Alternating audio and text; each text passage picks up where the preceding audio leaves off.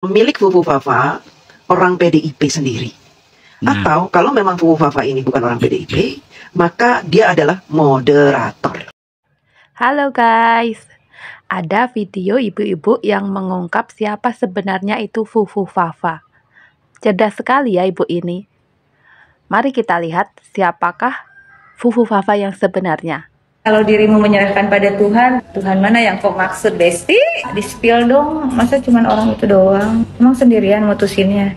Assalamualaikum Besti Love kesayangan si akunya netizen plus 62 dimanapun berada. Balik lagi Viral for Justice. Kali ini sikat mafia pangan. Guys, Indonesia kemarin 29 Oktober 2024 mantan Menteri Perdagangan ditangkap karena kebijakan impor gula yang terjadi sekitar medio 2015-2016. Yang bersangkutan memberikan izin impor gula mentah atau raw sugar ke salah satu perusahaan senilai 105.000 ton.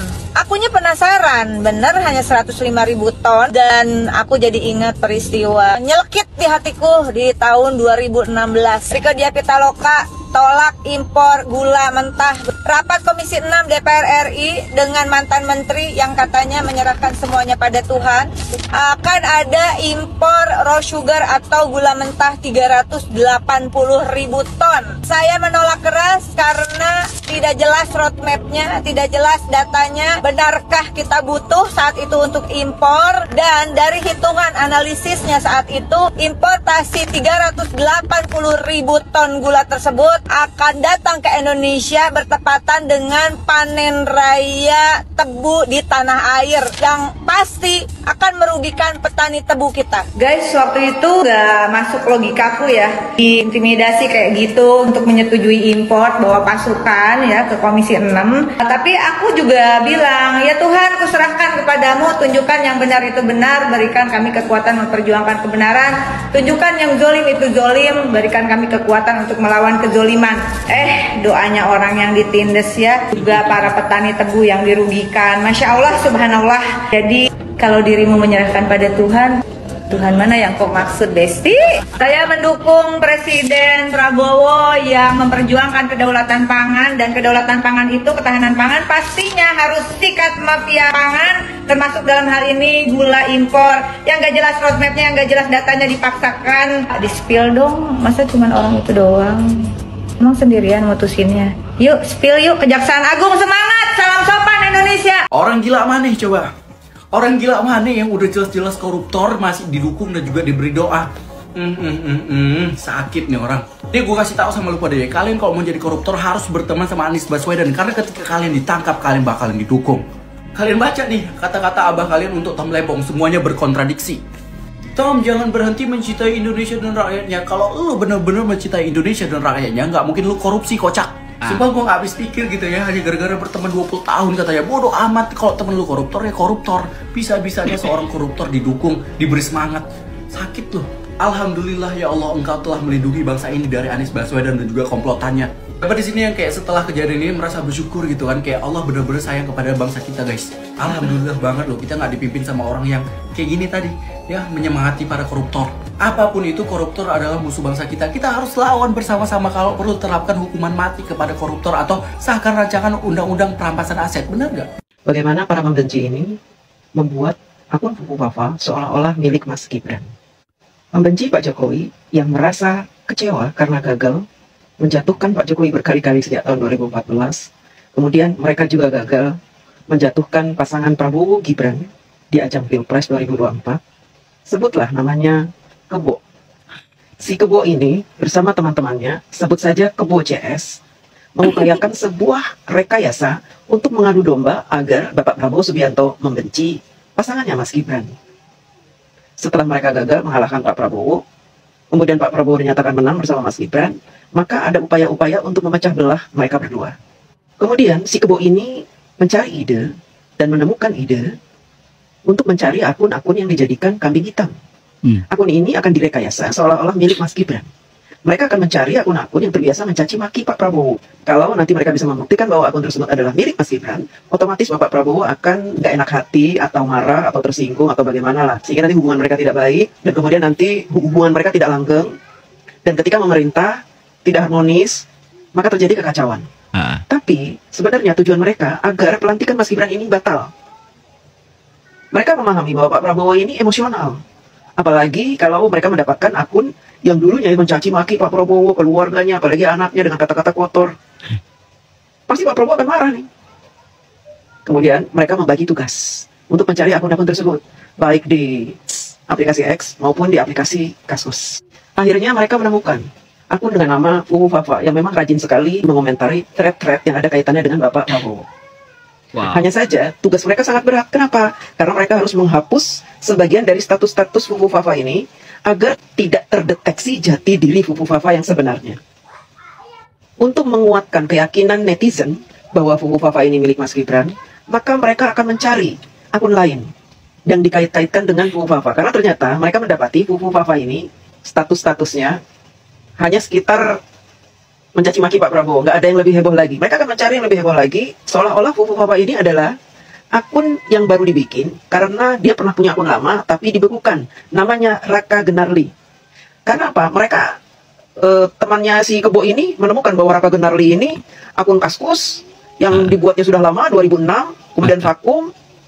Setelah itu mereka menemukan juga Raka Genarli ini katanya juga mengikuti aplikasi-aplikasi pornografi. Jadi kumplit nih. Nanti akan diimage-kan bahwa Gibran itu kata-katanya kasar, tidak beradab, tidak beretika, suka mencaci maki, kemudian juga menggemari pornografi. Lalu skenario dimulai. Fufu Fafa adalah Gibran. Fufu Fafa adalah Raka Genarli. Raka Genarli adalah Fufu Fafa. Raka Genarli adalah Gibran. Gibran adalah Raka Genarli. Gibran adalah Fufu Fafa. Sebagai catatan, saya akan informasikan bahwa sumber-sumber yang digunakan untuk memfitnah Mas Gibran ini adalah aplikasi X yang dulu namanya Twitter, kemudian Kaskus. Setelah itu akun pornografi Spring, namanya Spring. Di banyak aplikasi untuk nama akun, jika sudah ada satu nama akun, maka tidak bisa digandakan. Misalkan, saya menggunakan nama DJ Anak Jenderal, lalu saya mau menggunakan nama itu. Kalau nama itu sudah ada, maka saya harus menambahkan simbol-simbol di belakang nama supaya tidak sama. Contohnya DJ Anak Jenderal, maka kalau saya mau bikin lagi DJ Anak Jenderal harus tambahin titik, tambahin tanda seru, dikasih angka 02, 03, 04, A, B, C, D gitu. Tidak boleh sama persis. Itu juga terjadi di akun Kaskus dan Twitter atau X. Nah, di Kaskus, kalau kita punya akun lama, kita bikinnya tahun 2013 misalkan. Kemudian, kalau kita mau mengedit status kita di tahun 2013, itu bisa dilakukan. Yang penting kita ini moderator atau kita pemilik akun, kita bisa edit. Jadi kita bisa mengedit status. Baik, kita akan bahas satu persatu. Akun Fufu Fafa dibuat tahun 2013. Dan dia di beberapa statusnya mengatakan bahwa dia adalah pengguna baru dengan memakai kata newbie. Kalau newbie artinya dia tidak pernah punya akun lainnya, nggak pernah. Karena dia newbie, baru pertama kali menggunakan Kaskus, sehingga kita bisa pastikan bahwa Fufu Fafa tidak punya akun lain selain Fufu Fafa. Jadi dari sini kita bisa simpulkan bahwa Fufu Fafa bukan Raka Genarli. Karena ternyata Fufu Fafa selalu mengatakan berulang-ulang, saya newbie di sini. Newbie artinya tidak pernah punya akun lain. Bagaimana sih Kebo CS ini mensiasati agar seolah-olah Fufu Fafa ini pernah punya akun lama namanya Raka Genarli? Si Kebo ini meminta bantuan dari moderator untuk menghapus status Fufu Fafa. Diganti dengan informasi-informasi, diantaranya dia memberikan nama akun lama, kemudian memberikan ID Twitter, bahwa ini akun lama saya lupa password. Nah ini sebenarnya statusnya sudah diganti, dihapus dan diganti. Kenapa saya bisa bilang bahwa apa yang dituliskan oleh Fufu Fafa tentang ID-nya Raka Genarli ini adalah editan? Karena ternyata jawaban dari Fufu Fafa berbeda dengan apa yang diinstruksikan thread. Pemilik thread meminta agar yang mau bergabung dengan grup mereka maka harus mencantumkan Prime ID yang saat ini digunakan. Bukan ID abal-abal. Apalagi ID yang dia lupa password. Bagaimana caranya dia masuk kalau dia lupa password lalu dia menggunakan ID itu untuk gabung ke grup musik itu? Dan kita lihat jawaban dari user-user lain seperti apa. Rata-rata mereka menggunakan Prime ID saat itu, bukan Prime ID yang dia lupa password. Ada kemungkinan pemilik Fufu Fafa orang PDIP sendiri. Atau kalau memang Fufu Fafa ini bukan orang PDIP, maka dia adalah moderator. Karena yang bisa mengubah status hanya pemilik akun sendiri atau moderator. Dari sini, teman-teman harus sudah memahami penjelasan saya bahwa Fufu Fafa di status yang ditampilkan oleh si kebo ini di ruang-ruang publik sebagai bukti bahwa Fufu Fafa adalah Gibran, yaitu dengan menampilkan ID Twitter. Padahal tulisan tersebut adalah tulisan yang diedit, disamakan dengan apa yang sudah ditweetkan oleh Mas Kaisang ketika mengucapkan selamat ulang tahun kepada ibundanya. Di situ ada @rkgbrn, yang ternyata @rkgbrn disebutkan di akun Fufu Fafa. Katanya Fufu Fafa pernah punya akun tapi lupa password. Padahal Fufu Fafa ini newbie. Kenapa dia bisa bilang kalau dia itu pernah punya akun lupa password, tapi dia bilang newbie? Kemudian mereka mencari tanggal yang sama antara status Mas Gibran di Twitter dengan status Fufu Fafa di Kaskus. Mencari tanggal yang sama. Untuk apa? Untuk membuat status yang sama persis. Seperti status pertanyaan tentang gunting stick. Ini adalah status yang dikopas dari akunnya Mas Gibran di X. Pas di copy paste ke statusnya Fufu Fafa yang kebetulan di tanggal yang sama dia punya status, tapi statusnya dihapus, diganti dengan kopasan dari statusnya Mas Gibran. Dan ini dijadikan bukti. Lihat nih, statusnya sama antara Fufu Fafa dengan Gibran. Padahal itu editan. Kenapa saya bisa bilang editan? Karena jawaban di bawahnya berbeda. Bahkan ada yang menjawab di tahun 2024. Yang nyolong si Thomas Lembong, yang disalahin Jokowi.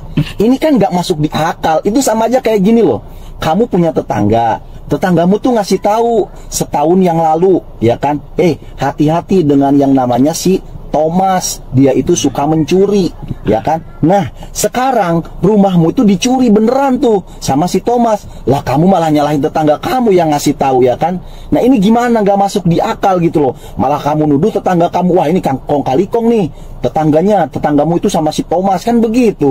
Jokowi juga begitu. Dulu Thomas itu menterinya Jokowi, baru setahun dipecat. Itu ngasih tahu gitu loh kepada rakyat Indonesia, si Thomas ini maling gitu loh. Sekarang beneran dia maling. Nah, yang disalahin malah orang yang ngasih tahu, Jokowinya yang dihajar. Kan ini aneh. Harusnya bersyukur dong kita dikasih tahu kalau si Thomas ini memang maling, dan sekarang terbukti kalau Thomas itu maling.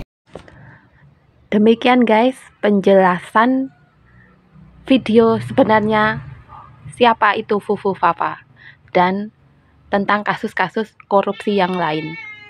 Oke? Salam Jokowi dan Prabowo Gibran. Bye-bye.